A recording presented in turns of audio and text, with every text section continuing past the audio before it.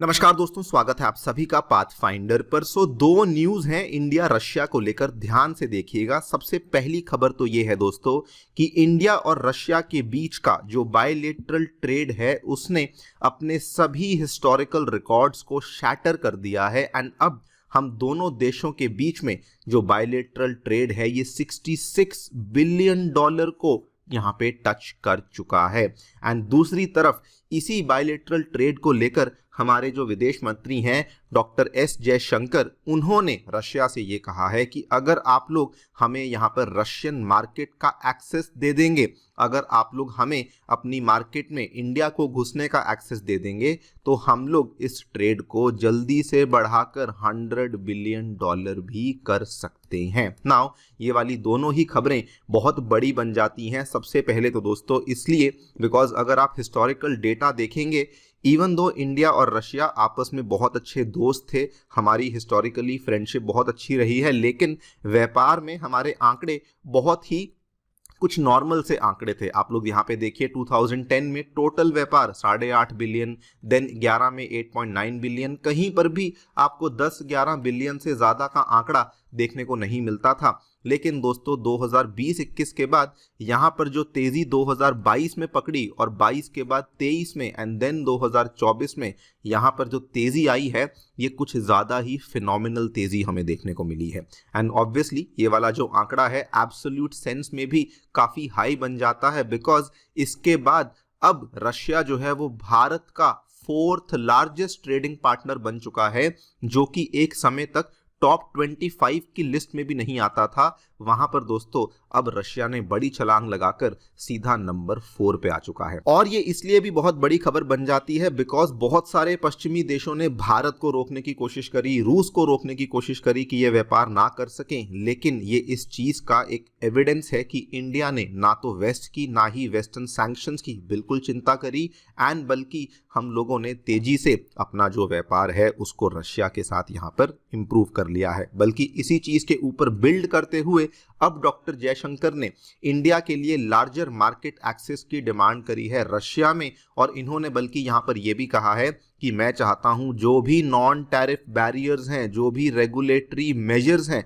उनको लिया जाए जस्ट टू मेक श्योर कि दोनों देशों के बीच का जो व्यापार है वो यहां पर बढ़ सके, हम लोग $100 बिलियन के आंकड़े को टच कर सकें एंड साथ में जो भी दोनों देशों के बीच का ट्रेड डेफिसिट है वो भी यहां पर कम हो सके। बात करेंगे इन दोनों ही डेवलपमेंट्स के बारे में, क्या हैं इंडिया और रशिया के बीच के जो ट्रेड के नंबर्स हैं, कैसे हमें सडनली इतनी ज़्यादा तेज़ी देखने को मिली है, एंड ऑल्सो जो डॉक्टर जयशंकर के द्वारा रखी गई डिमांड्स हैं उसको भी समझने का प्रयास करेंगे। आइए शुरू करते हैं मेरे साथ। मेरा नाम है अनिरुद्ध। यदि आप लोग हमें फॉलो करना चाहते हैं, हमारे लेक्चर्स के अपडेट्स को प्राप्त करना चाहते हैं तो यहाँ पर दिए गए टेलीग्राम चैनल्स के माध्यम से ऐसा कर सकते हैं। दोस्तों आगे बढ़ने से पहले बताना चाहूँगा कि अनअकैडमी के जो ऑफलाइन सेंटर्स हैं वो नई दिल्ली के करोल बाग, नई दिल्ली के मुखर्जी नगर, उत्तर प्रदेश के प्रयागराज और बिहार के पटना में आ चुके हैं, जहां पर आपके लिए जीएस बैचेस को लॉन्च किया जा रहा है। और इन जीएस बैचेस के साथ साथ आपको सीसैट ऐसे writing classes, current affairs coverage, test series जैसी सेवाएं भी अवेलेबल करवाई जाती हैं। कोई भी डाउट है, कोई भी क्वेरी है, हमारे सेंटर को विजिट करिए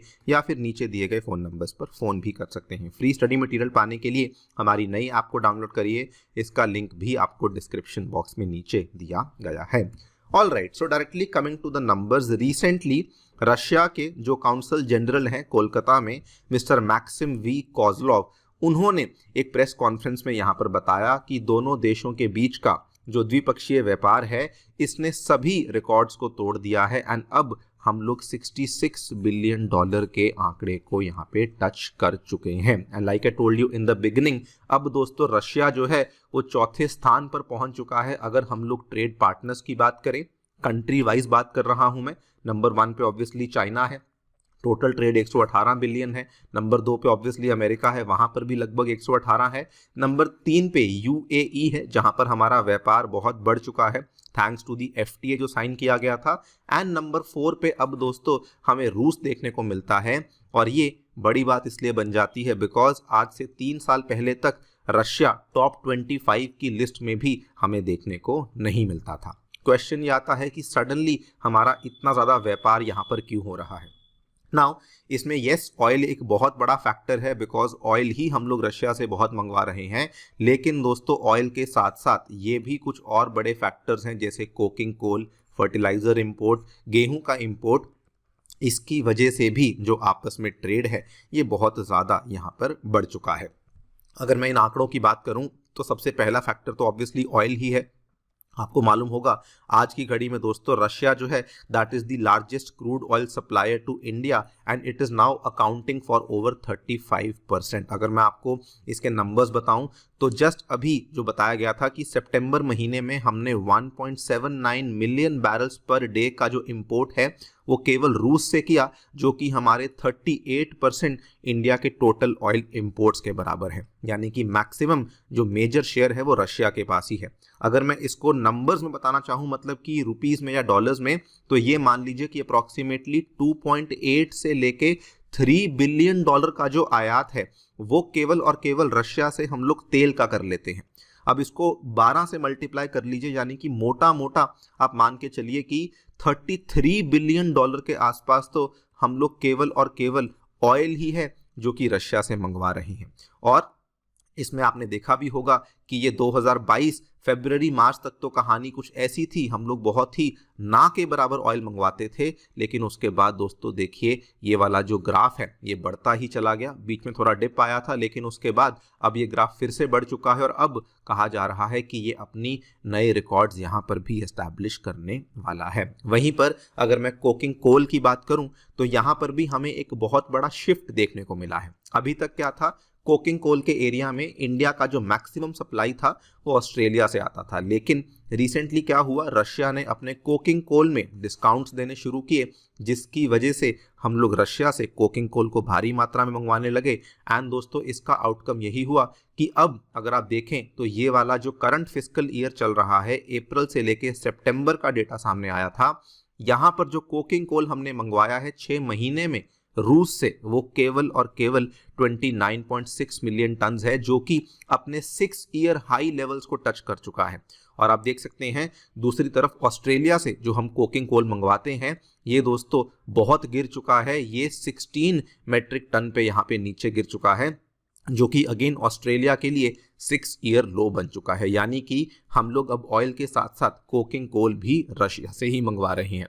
अगर मैं फर्टिलाइजर की बात करूं तो यहाँ पर भी हमारी डिपेंडेंस रशिया के ऊपर काफ़ी कम थी। हम लोग चाइना से, लैटिन अमेरिकन कंट्री से, कनाडा से मंगवाते थे, लेकिन अब हम लोग फर्टिलाइजर में भी दोस्तों देख लीजिए टोटल इंपोर्ट्स में रूस का जो शेयर है वो 28% हो चुका है। और जो पहले 9 महीने हैं 2024 के कैलेंडर ईयर की बात करें तो वहां पर 28% हमारा जो टोटल सप्लाई है वो रूस के द्वारा किया गया है।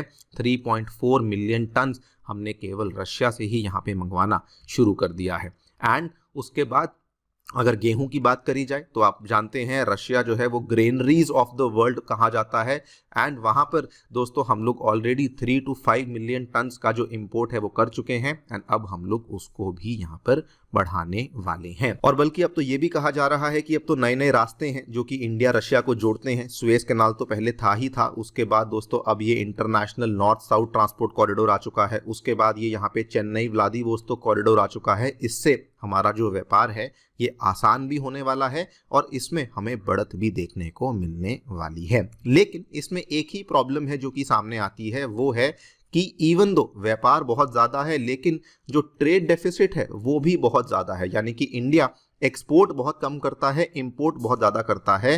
And like doctor Jaishankar said कि 57 बिलियन डॉलर्स का ट्रेड डेफिसिट हमें देखने को मिलता है। इसी को लेकर उन्होंने पहले चिंता जताई एंड साथ में ये कहा कि now Russia needs to take steps कि वो यहाँ पे नॉन टैरिफ बैरियर्स को रिमूव करे, रेगुलेटरी इम्पेडिमेंट्स को हटाए, सो दैट दोनों देशों के बीच का जो व्यापार है ये तो बड़े ही बड़े, लेकिन साथ में जो इंडिया यहाँ पे एक्सपोर्ट है वो भी रशिया को ज़्यादा कर सके। उन्होंने बैंकिंग इश्यूज़ की बात करी, पेमेंट इश्यूज़ की बात करी और ये भी कहा कि हम चाहते हैं कि रशिया इंडिया के साथ जल्दी से एक फ्री ट्रेड अग्रीमेंट को साइन करे। एंड उन्होंने ये भी कहा कि अगर आज हम लोग नेशनल करेंसीज में सेटलमेंट करना शुरू कर देते हैं और अगर एक ट्रेड बैलेंस बेटर बन जाता है तो इससे अच्छा कुछ हो ही नहीं सकता है। इसको लेकर आपको बता दूं ये केवल आज की कहानी नहीं, आज से 2 साल पहले भी जब डॉक्टर जयशंकर हर बार की तरह दिसंबर में रूस के दौरे पर गए थे एंड यहाँ पर भी इन्होंने एक लिस्ट ऑफ प्रोडक्ट्स शेयर करी थी मॉस्को के साथ कि ये आइटम्स